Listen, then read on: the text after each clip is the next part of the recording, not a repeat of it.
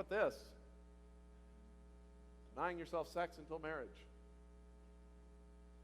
Studies and statistics show this has become more and more of a strange idea to our culture. That it's less and less considered normal. You turn on your TV. What decent, good, heroic people on TV actually wait until marriage?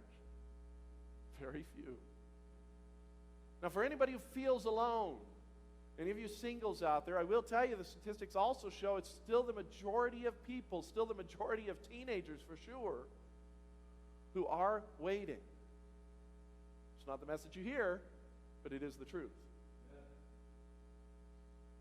But the idea is so hard even to explain, isn't it? If you don't embrace the foolishness of the cross as a whole, you don't understand this at all. You try to tell people, yes, I waited until marriage, and they say, why on earth did you do that? Look at what you missed out on. But that's what Scripture says. This goes hand in hand with the general idea of Scripture, delayed gratification. The idea that it's not all about getting everything that you need for yourself, for your pleasure right now. You know the biggest proof that God thinks there's value in our delayed gratification? The fact that none of us are in heaven yet. He could have saved us and said, great, come to paradise. There's some value. There's some value in delaying that process, isn't there? Value. How about tithing? As we start to hit the economy very uncertain, people don't know where we're going. Jobs are suffering, their hours are being cut. I know some of you, likely in this room, it's happening all over the country. It's a great thing, actually. It does show at least some willingness here. There's people all over the country who are voluntarily denying their raises or taking pay cuts so that their neighbor and their friend doesn't have to lose their job. I know some of you in this room may have done that. And then on top of that, God says, now take 10% of whatever you got left. Take some percentage and give it to the church. Give it to my work. And on top of that, you give it without any sort of guarantees about where that money's going to go. And I can promise you that in this church, we have people that are working so hard to make sure that the money you give to the church is used honestly and well and is held accountable. They have listened to me say, I don't want to sign this form. It's stupid. And they say, you have to. And I say, okay. And why do they do that? Why are they willing to fight with me? Because they want to protect your money. But hear me. God never tells you that you have any sort of guarantee of that when you tithe. It is to your benefit to give your money, to give it cheerfully, to give it hilariously. For some of you, the idea of giving 10% is somewhat hilarious. That's what God says. The holiness of life, the general sanctity, the general special place that human life has appears as foolishness to so many people. Whether it's the preserving of the unborn child, or it's the preserving of the older people who have lost their usefulness, some segment of society, or whether it's even just the general idea that the lives of those around you aren't worth your courtesy, your time. The Bible tells us life is a sacred, beautiful thing.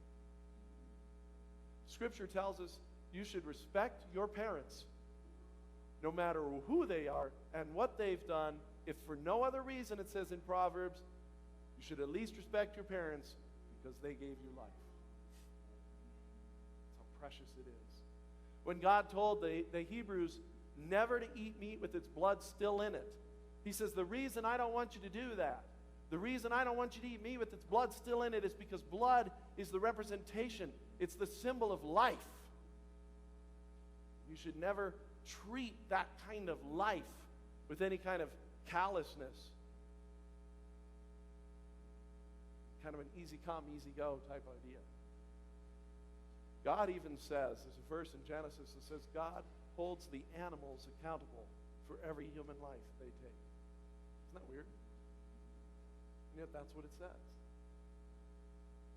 That's what it says. Here's a biggie. Value of suffering. Now, let's be honest, this seems foolishness to almost all of us, too. Peter, James, John, Paul, and Jesus all said weird, bizarre, foolish things like, count it all joy when you suffer trials. Count it all joy. I love it. Peter says, don't act surprised when trials hit you. Isn't that funny? How many of you have lived through life with no trials? And yet, every time you hit a new one, your first response is, what? This isn't supposed to happen to me. A trial? Suffering? So I love it when Peter says, why are you acting all surprised? This has been happening since the dawn of creation, since the fall of man. Trials, suffering. And yet, Paul says, I long to know the fellowship of Jesus' suffering. Do you hear that? I don't get it. I'm trying to get it. But honestly, I don't get it. I don't feel it the way Paul feels it when he says that. I don't long to share in the fellowship of Jesus' suffering. I almost get it. Here's the way I almost get it. Maybe it'll help you a little bit too. Sometimes, when my wife, for example, is having a hard time with something, anything, my wife is very gracious. She's a great, great wife.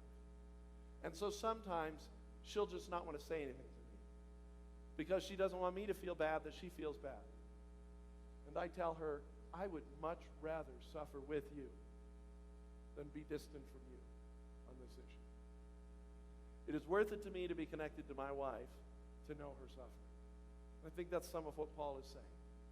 I would rather know Jesus so well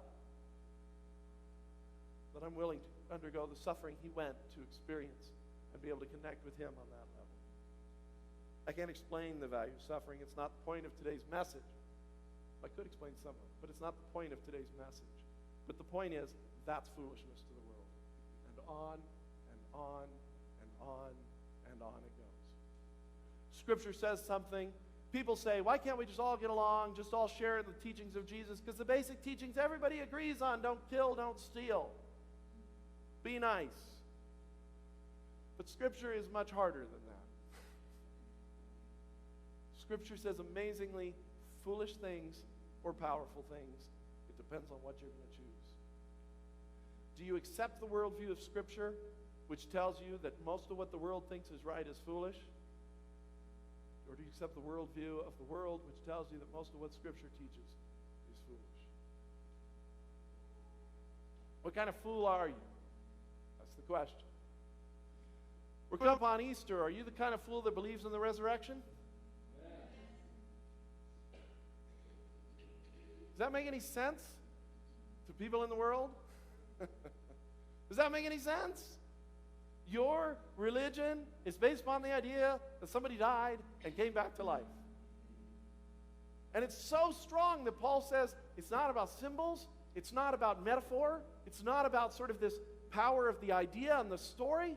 Paul says if Jesus did not actually resurrect, we are not only wrong, we are more to be pitied than anybody in the whole world. Because we have pinned our whole life, our whole value system, our whole worldview, our whole understanding upon this man. And if he didn't come back to life, it's nothing. It is not enough to tell yourself, well, I'll believe this, and if it didn't happen to be true, at least I've been happy. No, you've wasted your life. And if finding out that Jesus didn't come back to life doesn't mean that you've wasted your life, then you don't believe it enough. It means you're hedging your bets. It means you're clinging to the worldview that maybe he didn't